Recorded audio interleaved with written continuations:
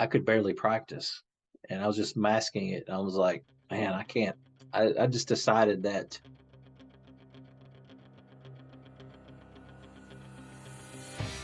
Today on the show, we have former Memphis State and NBA basketball player Todd Mundt is up next.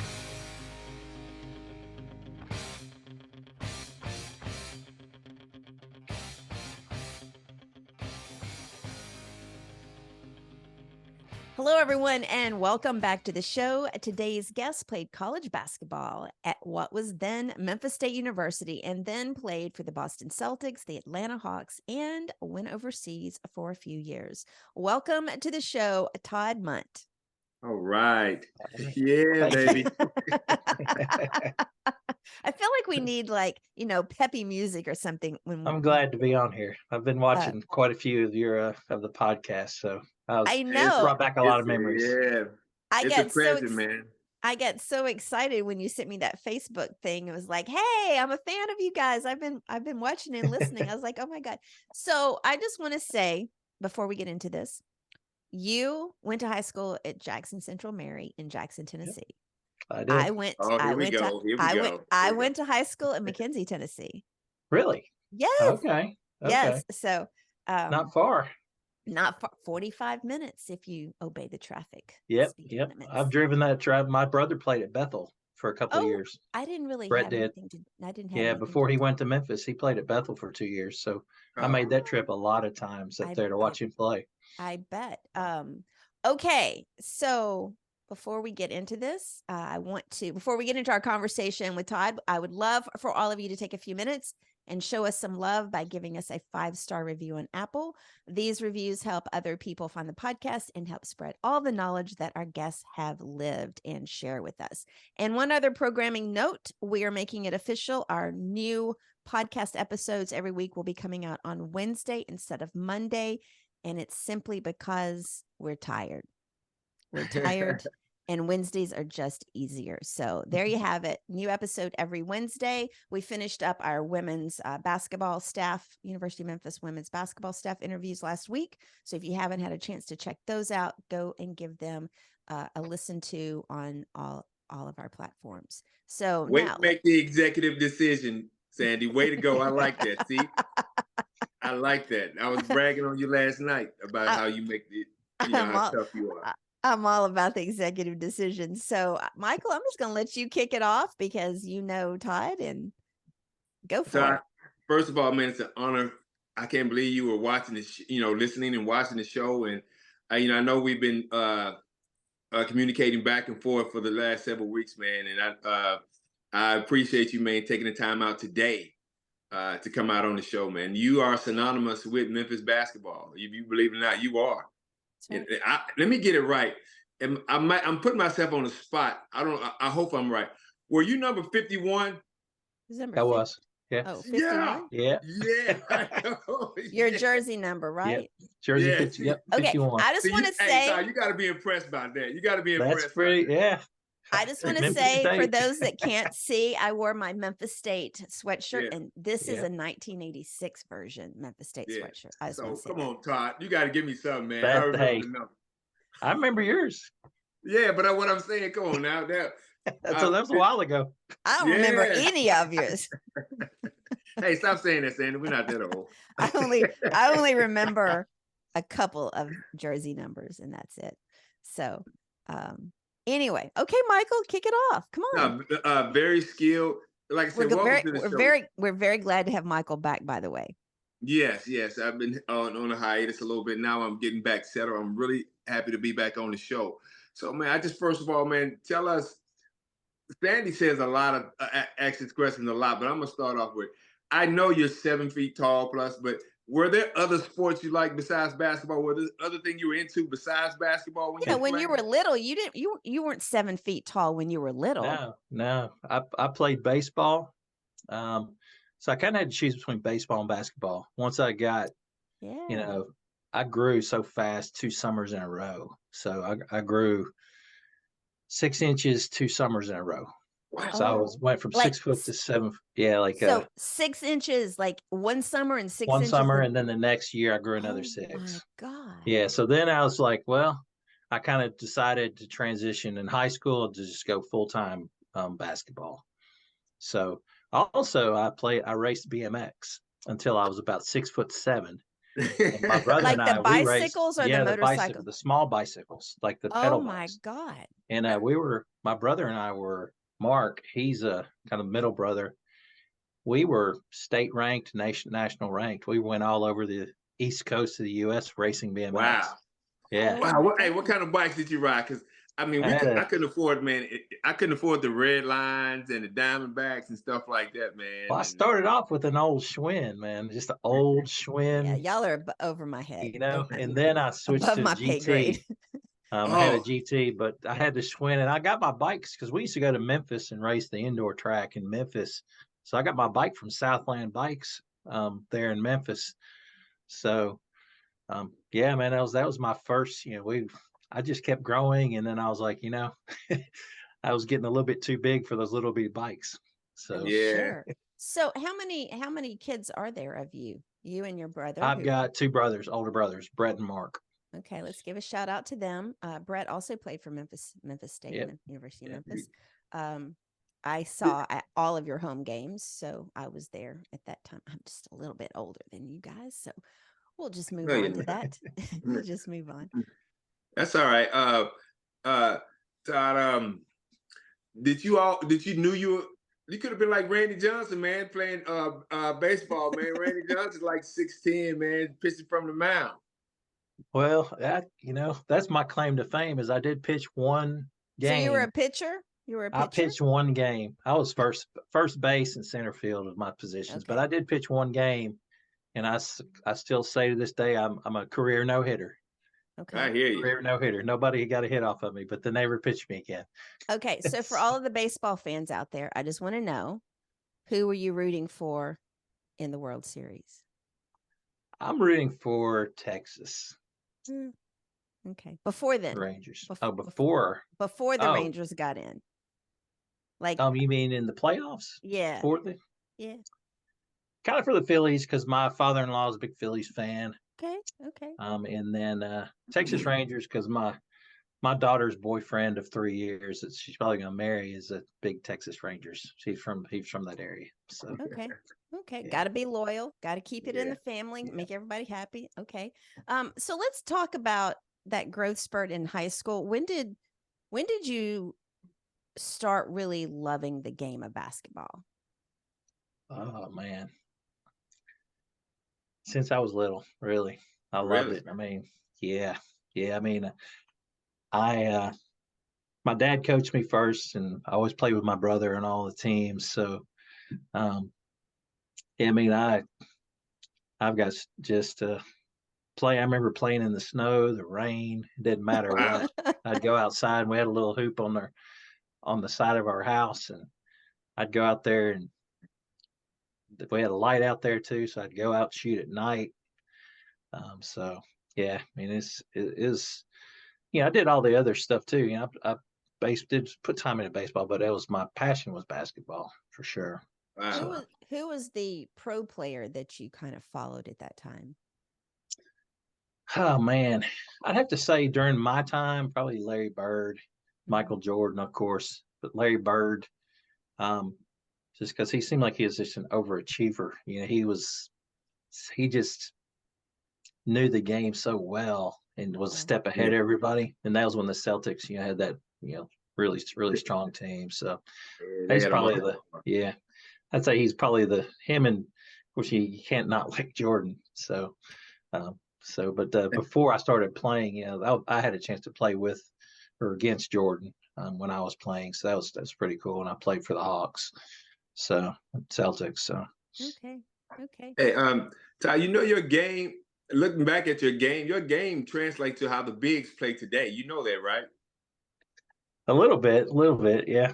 Yeah, I noticed that, how your game translated into that, man. Speaking of Larry Bird, man, I had a chance to meet him a few times. Larry Bird is almost your height, honestly, and that's dangerous for somebody to be that skilled and can shoot that well and to be that tall. Yeah, he's a big dude. So yeah, different kind of player. He's one of the few players like him, probably Steph Curry. when he shot the ball, I just knew it was going in. I was actually shocked when he would miss. Oh yeah, and he would call it kind of like Steph does. He'd be like, just he knew it was going in too. So yeah, I like when he went into the 3-point contest and he walks in the locker room and asks who's going to come in second place. Oh, that's funny. Hey, Todd, when you were playing, when did you see your game translating to like, look, I can go to the pros. I can do this. When did you know, or did you know? You know what? Kind of my story is I played at Memphis for my first 4 years. I was there for 4 years, had one redshirt year. And then I had to I did the transfer to Delta State. And I kind of, at that point, I didn't know if I was going to play or not, because I knew my exposure was going to drop off, because I was playing with Penny at the time and there were scouts every single game. And then when I transferred, it's not like it is today where you can transfer to a Division I. I had to transfer down to Division II because I'd already used a redshirt year. So I had to go through that recruiting process again. And I kind of thought, well, I don't know if I was going to play or not. I just knew I just wanted to have a great senior year and go to a place that, I knew I was going to get to, have good playing time. And so I guess the turning point for me was we played that season. We won the Gulf South Conference Championship down at Delta State. And the coach, Denver Nuggets, called and asked for a tape. Back then it was still VHS tapes. So they asked for a VHS tape and I was like, mailed to them. Yeah. So I was like, okay, well, it just clicked. I said, you know what? I'm going to just put everything I can into it. I got keys to the gym. I dedicated myself to just working out as hard as I can. I got some buddies of mine. We go to the gym, at nights, just everything I could do to get prepared. And that's kind of when it clicked that, hey, I've got, if they're calling for, even though I'm at Delta State, they're calling for, because I ended up getting MVP of the tournament, the Gulf South Conference tournament. So I kind of was I didn't know if I was going to be on the radar or not. But when that came through, then I thought, you know what, I've got a chance here to, potentially at least get a tryout for a team. Sure. I want to go back real quick though, with all that, and talk about, when did that recruiting process start in high school? I didn't get a lot of recruiting until I started AAU. And I played AAU with Memphis Idlewild. So I played with all those guys, There you go. All the Melrose guys. I practiced at Melrose. I drive to Memphis twice a week and practice at Melrose with Tony Madlock, Tim Duncan, Carvel, what was his name? Roderick. Yes. All those guys. We're all, and John Wilfong was our coach. So that's after I had some tournaments there. We went to national tournaments with Idlewild, and that's when I started getting some letters from colleges and getting some interest. That was my between my sophomore and junior year. So and so as a high school senior, when did Memphis start coming and starting recruiting you? And what was your thought process? Like, what were you thinking? Like, you just want to go to college? Were you already thinking that you'd like to play pro? Like, what was your thought process as a senior in high school? Well, actually, I signed early. So I signed before my senior year with Memphis. So I was getting recruited by probably the three main colleges. Four were Tennessee, Marshall, and Northwestern in the Big Ten, and then Memphis. And I went to the camp in Memphis when Dana Kirk was still the coach there. So I went to a camp and got some exposure there. And then my brother ended up going to Memphis, Brett. And then I thought, what a cool opportunity to be able to play an hour from home with a team that's nationally known. Memphis, Memphis basketball, that was the ticket in Memphis, so and my parents would get to come to every game. So that's kind of why, I ended up choosing Memphis, is just because it was, all those things came into play.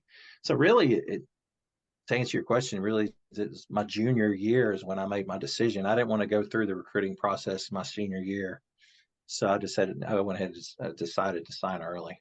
So what were you thinking about college? Was it just like literally like, I'm just going to go to college and play ball, and like you weren't thinking about anything else, or which is what a lot of them were thinking? Well, I kind of was. Yeah, I mean, that was my focus, was playing basketball. But at first I thought I would go in pre-med, and that didn't work out too well. Chemistry kind of kicked my butt on that one. Is that organic chemistry kick your butt? We were traveling. My class was on Tuesdays and Thursdays, and we just happened to travel and have games on Tuesdays and Thursdays. So it didn't work out too well. We're gonna leave it like that. Yep. So it was a tough class, and I it was just a challenge not being in class. We were during the season, so sure. It's I different switched now, over Todd. to psychology. It's different now. Sandy told me the players, they don't even go to class. All their classes are online now. They don't even go. They're not even really on campus. Yeah. Wow, I didn't know that. I know my daughter's got a few online classes, and probably more than what she used to. But I didn't realize that they don't even go to class, huh? Yeah. Yeah, they don't get the experience like we did. They don't. They don't. Like staying in South Hall and getting ready to walk to class, but the train is in the way, so we can't go to class. Okay, so we were talking about that. I was on campus Friday, and another lady was in there, and she graduated in like 2011. She's like, I'm still mad about that damn bridge over the railroad track. They waited all these years to make it. They got a bridge now. Yes. Oh my God, you haven't been here? They have a bridge. And I went by there, but I didn't notice. I guess I didn't notice the bridge. I noticed they made the South Hall into like a rifle range or something. Right? Oh no, there's a huge walkway from that side of the tracks to the other one, and they got like little turnstiles and everything. Wow. Maybe I would have made a few more classes if the train. I would have. Yeah. So South Hall is what now? South Hall, they've turned South Hall into what now? I think it's Fogelman's rifle range. Like it's a rifle range for college, something. like shooting rifles and stuff. Jeez, I'm old. So, it's really it's really built up on that side of the railroad tracks. Like it's really built up. What was it like that first semester on campus at Memphis? You were there. I don't know. It's just I went early because I ended up moving to Memphis right after high school. I had an apartment with my brother, so I could work out with Dean Lotz. You remember Dean Lotz? Oh yeah, man. Yeah. So I went and worked out with him because I was so thin. When I left high school, I was 7'205". That's what I was reading. That's so really skinny. That's really skinny. So they were like, "We got to get some weight on you." So I started working out with Dean Lotz. I got a job with Allen Electric, working with them during the day, and I work out with Dean Lotz right after that, and just living the dream. Sleeping on the floor in an apartment on an air mattress. Now, wow. See, I think that's what makes people. That's what makes you when you have to go through all that. I didn't know any different. I'm like, hey man, I got an apartment, I've got a job, and I'm working out, Yeah. So man, Dean, God rest his soul, man. Dean used to do so many experiments on me, man, because I was Me too, man. He got me on those parachutes. You remember those parachutes you used to run? Yes. Oh man. Whew, those were tough. He used to put this weight belt around me and tie me down with these bands and have me jump in the air. Yeah. Yeah. So is he responsible for your hops then? Yeah. He helped. He helped the whole lot. You already had them. I trust me. I heard about you when you were still in high school. When I was my freshman year with Tony Madlock and Tim Duncan. They're like, man, I think actually it was when I was playing with them. It might have been I think it was you were a freshman or maybe even younger than that. So they're like, man, there's this dude that came in the gym. He's like wearing penny loafers, and he comes in, jumps up and does a 360, doesn't even warm up off of 2 feet. Penny loafers. Yeah. I'm like, what? Okay. Penny loafers? I haven't heard that. Not even warmed up. Just comes up, just jumps up, does a 360 2-hand dunk, doesn't even warm up. I'm like, okay. all right, that's crazy. I don't know about the penny loafers. I Did don't you know have about pennies in your penny loafers? No, I had dimes. I had dimes in my penny Well, loafers. maybe it was just dress shoes. Dress shoes. I don't know. All I know is Penny you came loafers is in, a they said much better story. Much better story. Let me tell you something. I played last Tuesday. I played in this game. Congressional basketball game fundraiser. Oh, wow. I hadn't DC. played in years. Todd, let me tell you something. I injured myself in warm-ups. I'm telling you, man, your brain still says you can do it, but your body says no.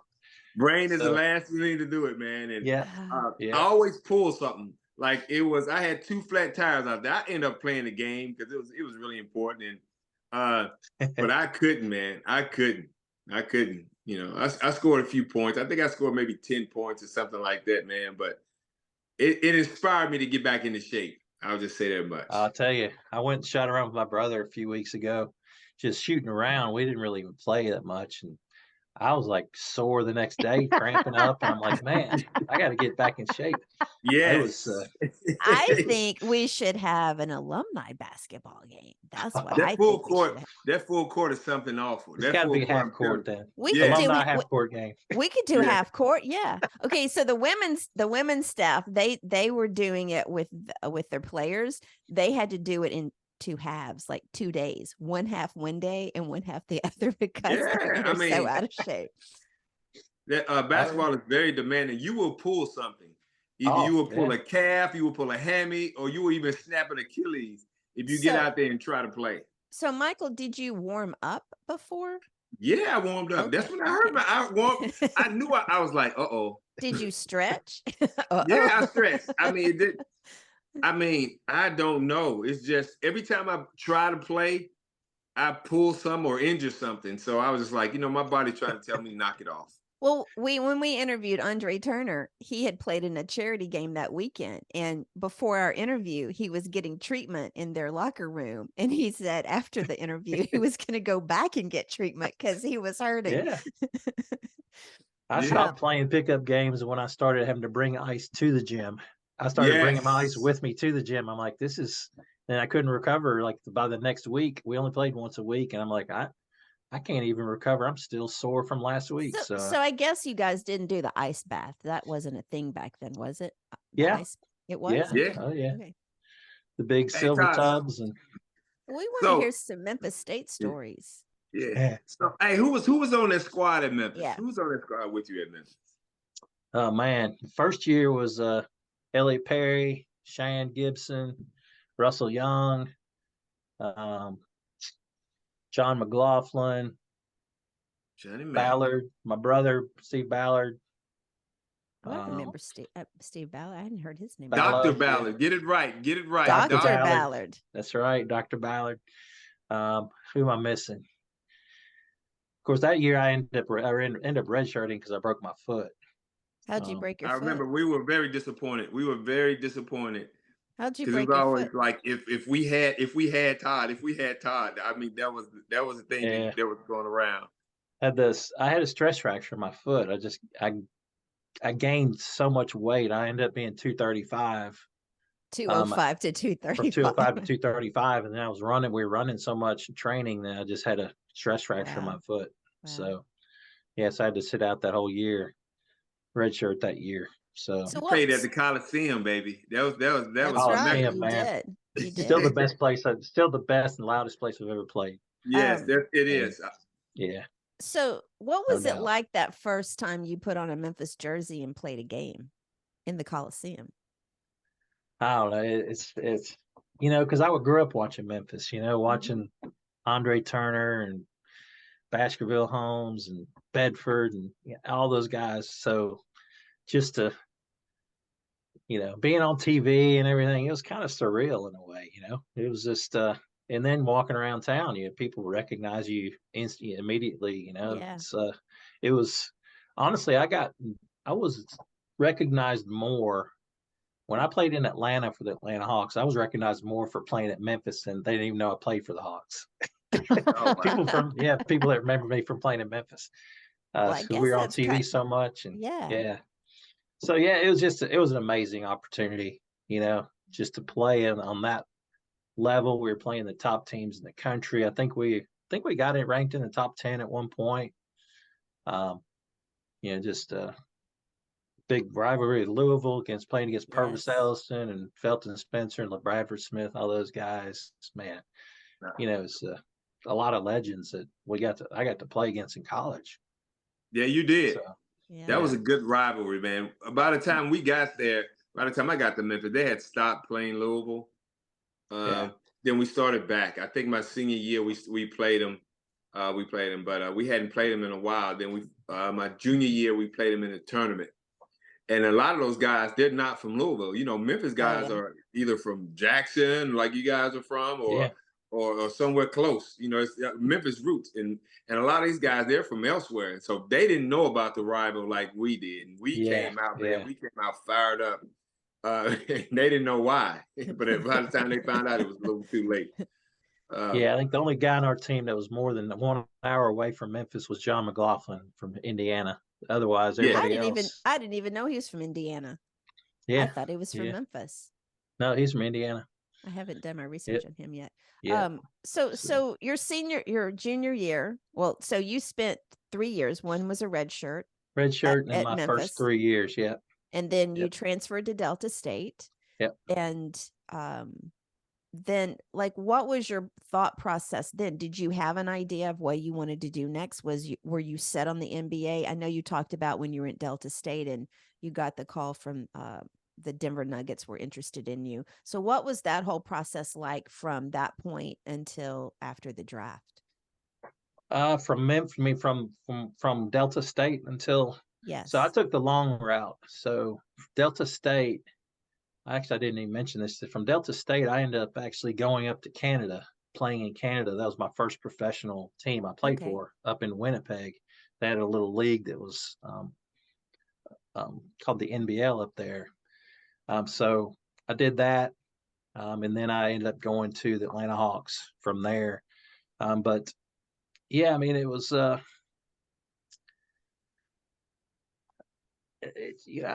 like I said, I think the biggest thing was just when I got that call from Denver, I just was like, you know what, I got a chance. And then I ended up going up and playing in Canada and making a little bit of I was making back then it was pretty good, $800 a week, I think. So wow, hey, for coming straight out of college not making anything. So how did it feel, man, when you were on that NBA roster? I know Sandy asked how you felt when you played for Memphis, but when you put on that Hawks jersey or that Celtic jersey, what did it feel like? It was amazing because I had all I remember is calling my mom and dad. Oh wow! And calling my coach and saying, "Hey, I made it. I made it." So it was a lot of hard work, a lot of hours put into it to get there, and there was some, I was like right on the edge between me and a point guard on making the team, and I happened to have one of my best practices, of the preseason, and right, and then that's when Coach Wilkins was like, "Man, you just play like that every time, then you're gonna have some good years." So yeah, it was I mean, it's a dream, playing the NBA. Yeah, I'm sure it is, man. There's not many, I think I saw Kenny Smith made a quote I think last year. He's like, there's only been like 5,500 people that ever stepped on an NBA floor from the beginning of NBA in history. So it's I guess I kind of took it for granted when I was playing. When I look back at it, I'm like, I was in a pretty elite group of playing against some amazing Hall of Fame guys, and so yeah, it was a proud moment for sure. I mean, a lot of hard work, and there's a lot of being in the right place at the right time too. That is something we've talked about, is the networking and just paying attention to opportunities that are in front of you. And I didn't realize there was, like my agent was Ron Grinker out of Cincinnati. So he had Danny Manning, Craig Elo.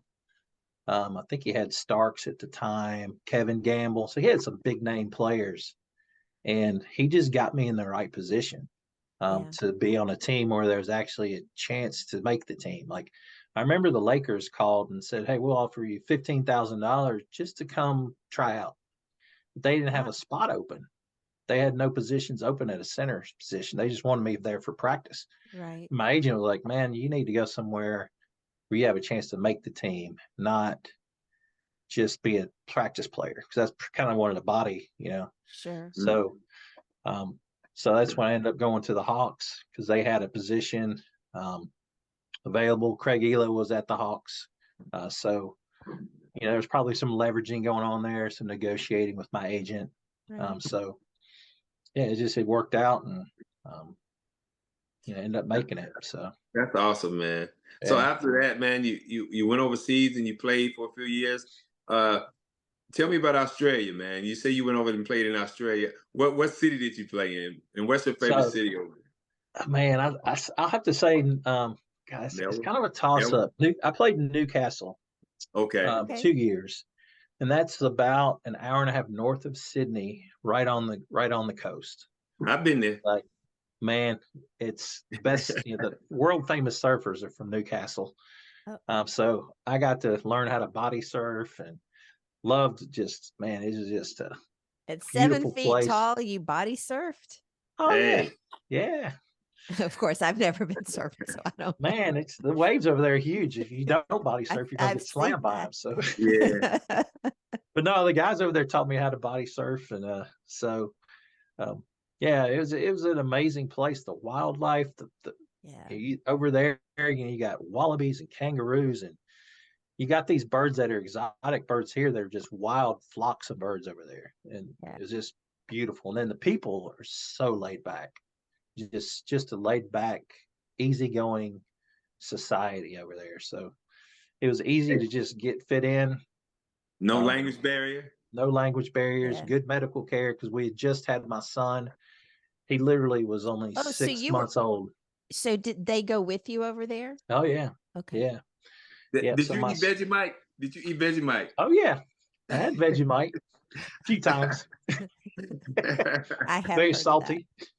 Yes. Yep. So you did Australia. Was that the first country you went to? Yep. Well, hold on. Let me think here. Let me back up. Okay, you didn't prepare your. I was in Taiwan. You didn't. I was in Taiwan first. Taiwan. Okay. Yeah, Taiwan for 6 months, and then I went to Australia. Okay, and then I ended up going to Spain. Spain is nice. It's just you got to get used to everything closes down at a certain time of day. So, you know, you were you were probably over there when Andre Turner was over there too. Yeah, he was in the top league over there, and I was in the kind of I guess they call it the B league over there. Mm-hmm. So yeah, he was at a higher level. The little general was killing it over there. So. I remember hearing about him, and I'm like, man, I know who Andre is, but I never did get to run into him over in Spain. You have met him since then, haven't you? Yeah, I believe I met him at a Memphis game after a game one time, but I meaning to go by because he's coaching at in Jackson at Lane. We just played them last night. Yeah, so I was back in town, but I was super busy with my mom and dad and some other stuff. And I think you should, because I'm going to say we can hook you up, but I'm sure he would love to have you come in. That would be awesome. And talk to the players. Yeah. Yeah. And I want to get over to the high school because they did a distinguished alumni kind of a hall in their new gym. And they've got, I'm one of the distinguished alumni they picked, put a big picture up and some things. So that was pretty neat. I hadn't seen that yet, so I want to go see that as well. How can you not go see yourself? I know, right? Well, man, I can't talk. I'm sorry. I can't. Yeah, I haven't taken my family. I have a display at the Basketball Hall of Fame, and I still hadn't taken my family. So do you really? Yeah, I saw your little pictures, and I saw the ones in the Memphis Hall of Fame over there that. Was it? I think it's Penny Hardaway Hall of Fame. Yeah, I've seen that. I've been in there once. It's pretty nice. It's pretty neat. I don't think I've ever been over there, but you got to go see it, man. So after, let's talk about this fifth quarter and what this podcast is about. this first quarter. When did you know, or did you know beforehand it was coming to an end, or did you like have plans, or what was going through your mind? So you have one child. Did you have another one by the time? Yeah, I've got my daughter Madeline. She was I retired before she was born. Okay, so you had one kid. You had Yeah, one son. yeah. My son, he traveled all over with us. He was Australia, Spain. Does he remember that? No, No. he was only Yeah. he was only 6 months old when we went to Australia. You can see my arm in his passport. He's sitting on my hand. He was only like he couldn't even sit up by himself. So, but no, he doesn't remember a lot of it because he was only, I think, not even two. By the time we left Spain, I don't think he was because he was born between seasons when I was in Australia. Okay. So Yeah. how did your career end? My career ended by just me realizing that I needed to stop playing because I was tearing up my body too much. Like my knees were just, I was taking 12 Advil a day. Oh my where I God. probably did that for like 3 or 4 years. And when I was in Spain, which is the last place I played, I decided to stop taking my Advil for a little while. I could barely practice and I was just masking it. I was like, man, I can't. Yeah. I just decided that, I wanted to be able to run and play with my kids and do all that. And so I just decided I was kind of on a downward decline anyway on my, playing abilities. So I decided to retire at that point because I didn't want to tear up my body even worse. It's taking that much, medicine for your pain every single day. Yeah, it's not good for you. So I remember that's kind of when I realized it. So what was your thought process then? What were you going to do? I didn't know. And you've got a wife and a kid. Yeah, I didn't even have my degree at the time. So I did. Yeah. So I ended up doing I took about a year off. I saved and did good job saving. Didn't go out and do any crazy stuff. Did y'all come back to Tennessee? Came back to Tennessee. I ended up moving to Knoxville from Atlanta, just because I didn't want to be in that Atlanta traffic. So I moved to Knoxville because I had a bunch of friends here that went to school. So I was just kind of didn't know what I was going to do. I did a little bit of a buddy of mine that played with my brother Mark in college. He lived here in Knoxville and he had a painting business. So he was like, hey man, I was just sitting around, wasn't really doing anything. And I didn't know what I was going to do. So I helped him do some painting. And then he up and moved and said, hey, do you want my painting business? I was like, wow, okay.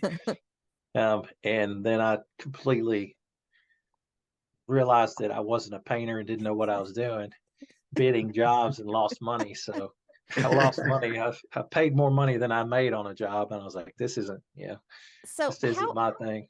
How was that though? So you've got a wife and a kid and you take a year off and you don't know what you're going to do. How did that put any pressure on you and your wife? And did it put pressure on you? I mean, what was that mental aspect of that? I think there was some pressure just to figure out, because when you don't have a steady, my wife's a nurse, so she was working part-time because we had the young kids. So I mean, when you see your bank account, you realize how fast it starts going down when you don't have anything coming in. Right. It's like, wow, that's going a lot faster than even I was pretty conservative and we didn't, it's still, so I didn't really know. And I guess I had a friend that was in medical sales. And I've always been interested in medical, like surgery, because I had surgery. I broke my hand in college, broke my ankle 2 or 3 times. You do pre-med too. Yeah. And I was always interested in it. But I know I wasn't going to go back to school and go through, medical school and all that. So I got an opportunity to get into medical sales with the company that sold spine, like medical devices for spine surgery. That my buddy introduced me, and the guy basically hired me I was making like $1,000 a month. Nothing, Wow. And I was like, but I enjoyed it, and I could relate to the doctors. I didn't have a problem going into surgeries. I actually would go into surgeries where they were doing the surgeries and help advise the doctors on what instruments to use, like this, basically help them. Yeah, it's kind of crazy. It's really crazy that the input that I had, I was like, wow, I'm not, but they would say, what do you think about this? I was like, well, Oh my God. So, but it just was a natural fit. I enjoyed I kind of, doctors are kind of, a lot of them are sports oriented. So it helped that I had a basketball background and played. And interestingly, a lot of the doctors that I was working with, a lot of them in Knoxville went to UT they had their residency at UT in Memphis. Right. Their sports, the fellowships at Campbell Clinic and all that. So a lot of them knew me from when I played in college. So that was helpful.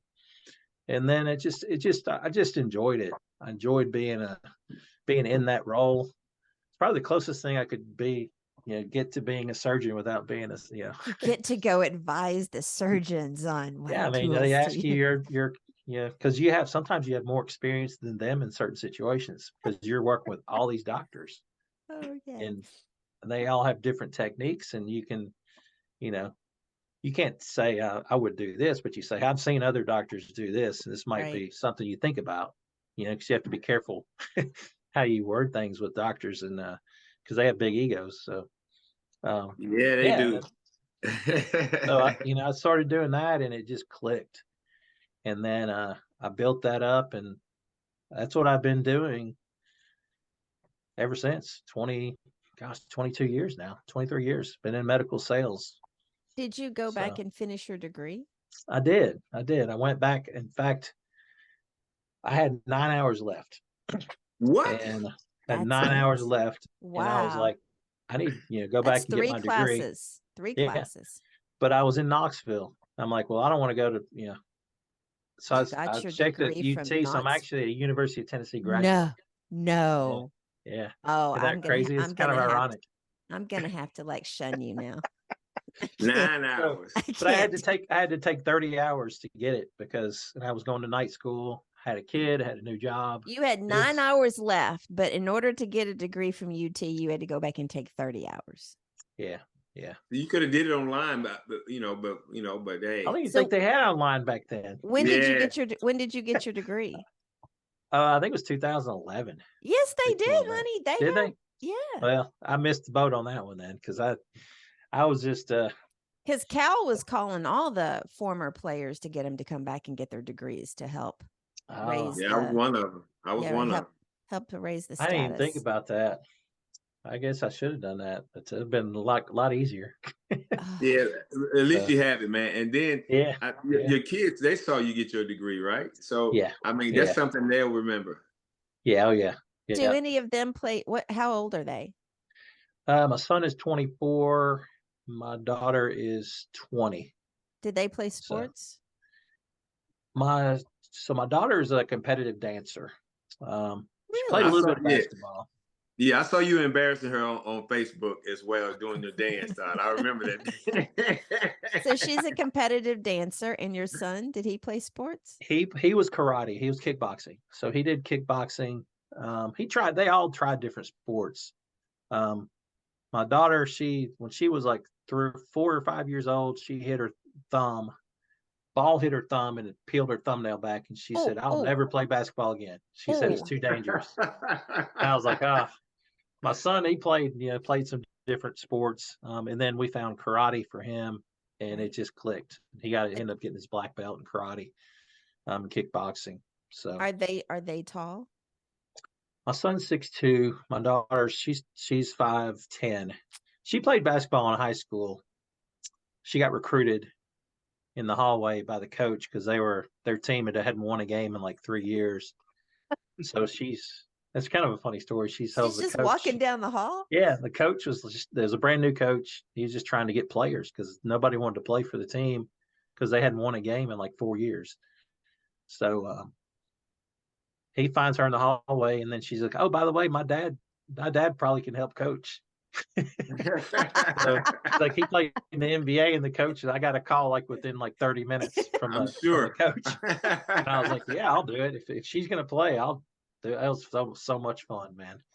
That was did that start your little I coached coach? high school for like 3 years, just a kind of assistant coach. Have you ever thought about doing that more, or have you done it more? I have. My big thing with my kids is stability and coaching. There's not, at least at the college level, there's not stability in coaching. You know, you move, well, you can be, but usually if you're trying to move up the ladder, you're kind of moving around a lot. And we're pretty settled in here. My kids with their friends and everything. So you could start. I look back at it, you know, it might be something I would have done. What's that? You get with Justin, man. You know, Justin runs the AAU in that area. Bristol. You got to get together, man. I've helped some AAU teams. I've gone and done some stuff with teams and helped with practices and gone and talked to teams and stuff around here. And I loved helping coach high school. I guess I'm so competitive. I led the team in technical fouls. So that's surprising because you just seem so laid back. I have a hard time seeing you be so competitive. I get so frustrated with the referees. It's because the referees just were, I don't know, really bad. So you had the most technicals? Yeah, I was the third assistant coach. Yeah. Nobody was at 7 feet 200 plus pounds, man. No one's gonna say anything to you, man. They looked for me though. I got to where they were looking for me, and they're if I said anything at all, they were teeing me up. So those referees are usually short. Yeah, I think it's a Napoleon syndrome with some of them. So it is. So you kind of had a smooth transition for the most part into your fifth quarter.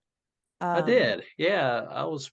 You know, it was a big. Yeah, it was a huge change from playing basketball, making a living doing that, to going into medical sales. I didn't have any experience. I mean, I remember first couple of years, I had no idea what I was doing selling wise. I mean, I was just, but I just kept studying and working hard and getting, honing my craft. And just like, I did with basketball, I put the hours in, and then I got to where, I worked my way up and got with some bigger companies and, a little higher paying opportunities. And so, I mean, I've made a career out of it. So no idea I was going to do that. Michael, how important is, now that you're in your position, how important is networking? You see how important networking is to you now. Man, I still network to this day with, because I've had several jobs where I got laid off because the company reorganized or they got bought out or whatever. And I had to just networking to find new jobs, right. All my old managers networking is crucial in every aspect. So I try to teach my kids that, just network, that just to know people, treat everyone the same, regardless of what position they are. Exactly. And I've always done that in my job. And that's one of the reasons I think I've been successful in medical sales, is because from the janitors, from the custodians in a hospital to the doctors and CEOs, I treat everybody the same and take time to talk to them. And, I always thought, when you're walking down the hallway with the surgeon and you got the custodian coming up and giving you a high five and saying, "Hey, Todd, what's up?" That you're doing it, man. Yeah. That means a lot to the surgeon to see that. Sure, it does. He's, I knew everybody in the hospital. So, and that's just how I built, kind of built my career. It's just, that's how I was raised. So, I hope they keep you in college. A shout out to your parents then. I've not asked this for a few episodes because I'm not sure everybody's been married, but how'd you meet your wife? I met my wife. As long as it's a good story. Yeah, I mean, I met her after a game in Michael Atlanta always Hawks. gets worried. He always gets worried. All right, so I had my first NBA dunk. All my buddies were in town in Atlanta, and we all went out. And then I met her out. When we went out after the game. I just met her, and she gave me her phone number. She didn't give me a fake phone number. And Okay, I want to know what the pickup line was though. Like, what did you go over and say? Hey, he had an NBA dunk. He didn't need a pickup line. Did she know that? Her roommate, no. So it's pretty funny. Her roommate. So when we played with Atlanta, we worked out. Our practice facility was in like a big fitness club. So her roommate worked out at that fitness club, so she recognized me. And so my wife, she made some comment like, "Oh, you must think you're something special being 7 foot and playing in the NBA." That's the first thing she ever said to me. And I was like, "Whoa!" So I like you. Yeah. And then the next conversation I had with her, she said, "Do you play offense or defense?" And I said, "I play both." There you go. How long have you guys been married? 27 years. 27. And how tall is she? She's 5'4". Is she over there going, "You need to shut up"? No, she said, "I hope you're talking about me some in this podcast." So what's her name? We want to give her a shout Kelly. out. Kelly. Yeah. From New Jersey. From New Jersey. Yeah. Wow. So yeah, we want to give her a shout out because she helped you get to where you are right now. Yep, she sure did. She did. Definitely. How important was she to you in being a support system, and making that decision to walk away from basketball? She's always been so supportive of everything I've done. I mean, it's just, she's, it's not easy being a spouse of a professional basketball player when you have your ups and downs and your good games and bad games. And then there's times where I had to go, she wasn't able to come over right away, like when I played in other overseas. So, but she was always holding down the fort with the kids and, traveling by herself with a young kid. I mean, she's been amazing. So I know that's rough, man. How was it for her? Do you guys ever talk about it for you to adjust from that? You know what I mean? And how you were never home to being at home every day and having to deal with everyday problems and, and just because you didn't until you retired. He seems pretty laid back. It wasn't that bad of a transition, honestly. I think I was ready. I don't think my body was hurting so bad, man. I think I was just ready, and I think she was ready to stop traveling. Because at the end we were in all these different countries, and it was fun, but it's also, you also got that unknown factor of, are you going to make the team? Are you going to, are they going to re-sign you and all that stuff? There's no guarantees, in professional basketball either. So there's not. So it was I'm proud of you to be able to walk away on your own and say, "I'm done." Yeah, I think that was a good decision on my part because I didn't, I just wanted to be healthy, and I don't know. It wasn't a hard decision for me at all. I mean, I just kind of knew I was ready. I was done. I knew I wasn't playing at my best level, my best capabilities. Right. So yeah, I mean, I am proud of this that I left it the way I did and didn't just push it. I could have probably played for 5 or 6 more years. I could have just kept going to other countries, Iceland and some different places. I could have played probably could have got 5 or 6 more years in, but it would have just torn my body down even more. So So no regrets, huh? No. So what do you think your biggest value is now? My biggest value. Mm-hmm. What do you mean? Well, I love that question. I just stole this from anytime I'm with my job now, because Yeah. Sandy said this, and I kind of ran with it. And I'm all about right now adding value to my home life, Okay. to my Yeah. work life, Yeah. whatever. So if you're on this team, if you join this podcast, if you join the coaching, what value would you add? Like, what do you bring to, like, what do you have to give to other people? Like, what's your value I for think just learning, teaching people to, I think being ethical, being moral, working hard, having a good work ethic, Mhm. being confident in yourself, teaching people to have confidence and set goals. I'm big on setting goals. And I love talking to kids about that, even my own kids, about setting goals, being respectful, and just being a good person, Right. teaching them to be good, and they're both loving, caring kids that just, I'm so proud of them because they they just don't have a hateful bone in their body. They've never gotten into those cliques with other kids in high school, and my Sure. daughter's done a great job of staying out of drama, which is easy to get into in high school.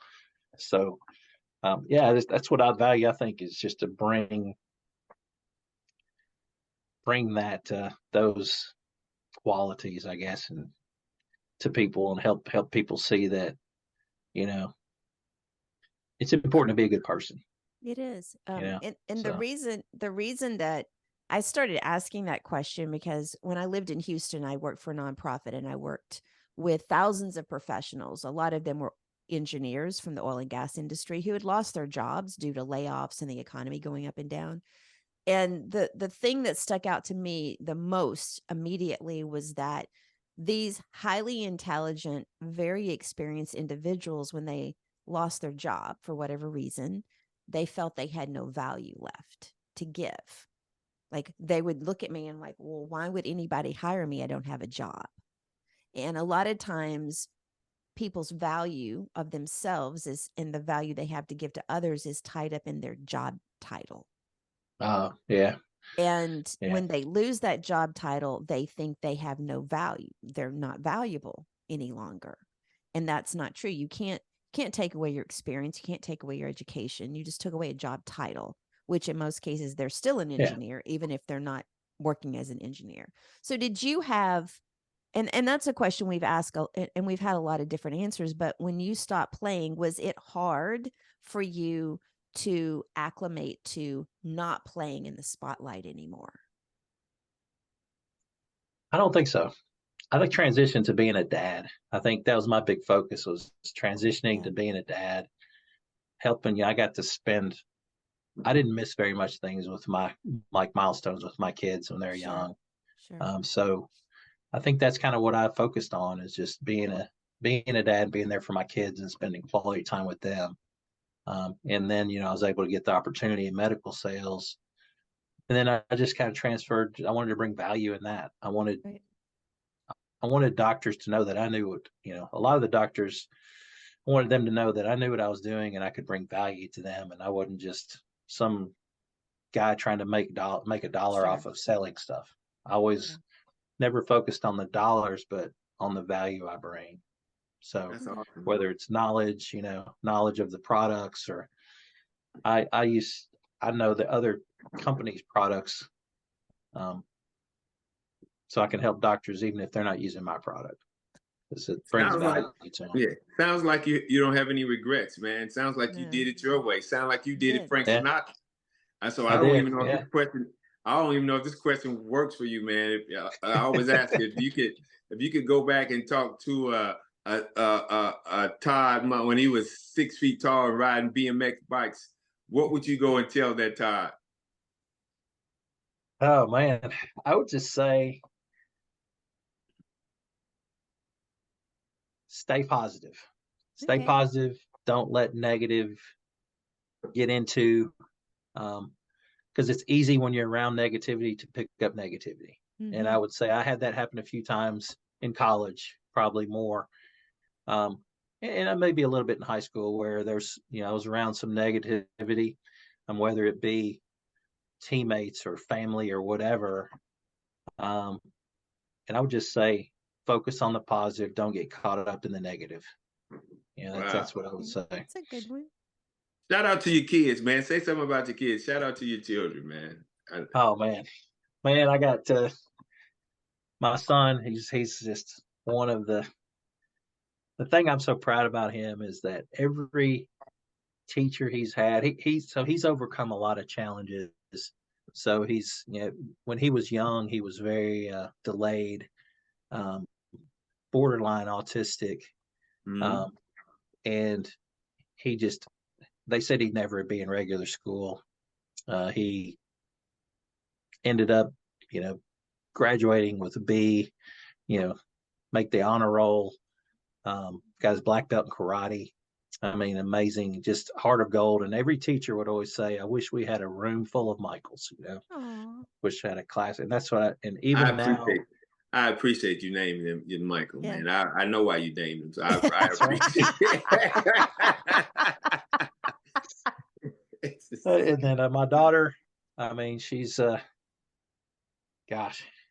she's just an amazing now young lady. She's a sophomore at UT, University of Tennessee, living her best life, going to, all the sporting events, maintaining an A average, still teaching. Now she teaches dance. Probably the most special thing I've done with my daughter is I was a dancing dad. So when she was dancing in these recitals, I actually danced as the dad. All the dads would get together and do a routine also. So, oh my God. And then my senior year, or her senior year, I was able to do a duet with her on stage in front of about 1,000 people. Oh my God. And it was a basketball routine where we were dribbling basketball. So, it was based on that, the group stomp where they do the rhythm, and it was based off of that. So I was able to do kind of her senior year, I was able to do a duet with her. So, and she's just so cute. She's amazing. She's just I can't say enough about both of them. They're just great kids. I'm proud of them. I know they're both going to be very successful. So in life, man, that's all a parent really wants, is for their kids to be successful, be able to take care of themselves, because we're not going to be around forever, and we want to know that they're going to be okay, man. And I can tell that you're happy about that. You are, I can tell the way you gush. I can tell where your facial expressions change when you talk about your kids, because I feel the same way about mine. Last night we went to, my sons are 16 and 18 now, and we have a 10-year-old. So we went to this haunted forest last night, and it was kind of really sentimental for me, because one's a senior and the other's a junior, and this may be one of the last times that we get together like that. So you got to cherish it. You got to cherish every moment, because it goes fast. It really does. It does. So, it does. Yeah. Michael, you got anything else to say? Man, thank you, man. And just by this interview, man, your value and your integrity, it came pouring out to us, man. I can just see it, man. And you surround yourself with good people, man. You really surround yourself with good people, man. And you've been blessed, man. You've had a great life. And I know you left Memphis and to go to Delta State, but you're still my Tiger brother, and you'll always be a Tiger at heart. Always, That's man. Right. Always will be. Always even though you be. have the degree from UT, so we'll forgive you for that. Hey, a degree is a degree. You got it where you needed to get. So yep, I got it. So yeah. So do you ever get back to Memphis? Do you ever come into Memphis? I made it back. One of my jobs I had was I was traveling to Memphis. I actually made it back year before last. I was actually at the Memphis Madness, the practice that they had in the Forum. I don't get back a lot. I get to Jackson. If you do, let me know, and I'd love to meet you and your wife and your kids. Absolutely. And whoever's with you. Definitely. So even if it's in Jackson, I can drive to Jackson. Definitely. I'll let you know. I want to get back over to some games. I just have been crazy busy with work and with my kids' lives. And now it's a little bit, now Madeline's in college and Michael's kind of settled in working. And so I have a little bit, I have a little more flexibility. So sure you do. And I got life my gets mom in the and way dad are still in sometimes. Jackson.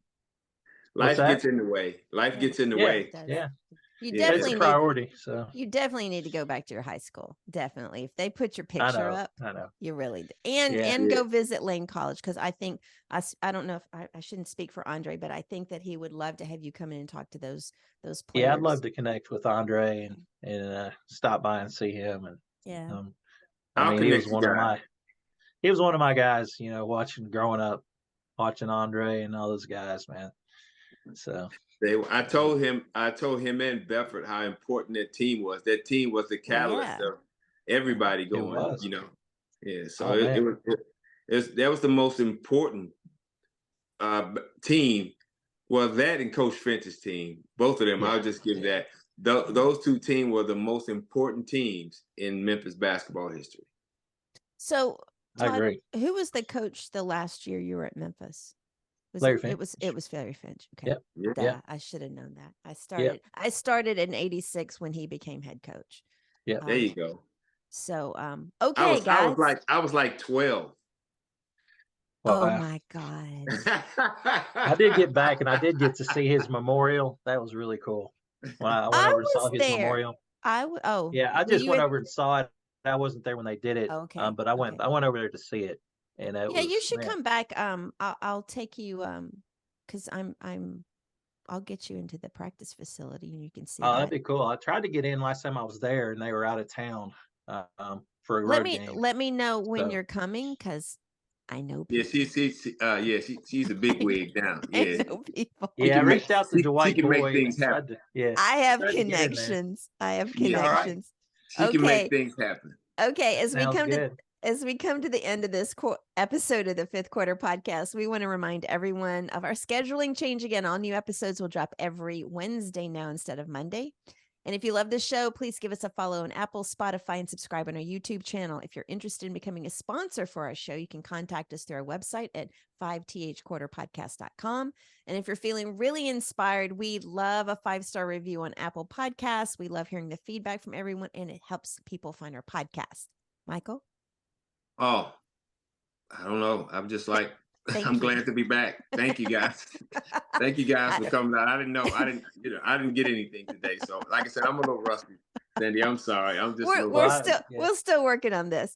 So, no, we're not. I'm just a little. You guys rusty. are doing an awesome job, man. I've enjoyed watching. I got to get caught up some. You guys have been cranking out a lot of podcasts. So we got a little slow this past couple of weeks, but we're catching up. So okay, both of us have been really busy. So okay, everyone, thank you for joining us again with our guest Todd Mundt. Until next time, remember, change is our ally, and it paves the way for greatness. Stay inspired and have a great rest of the week.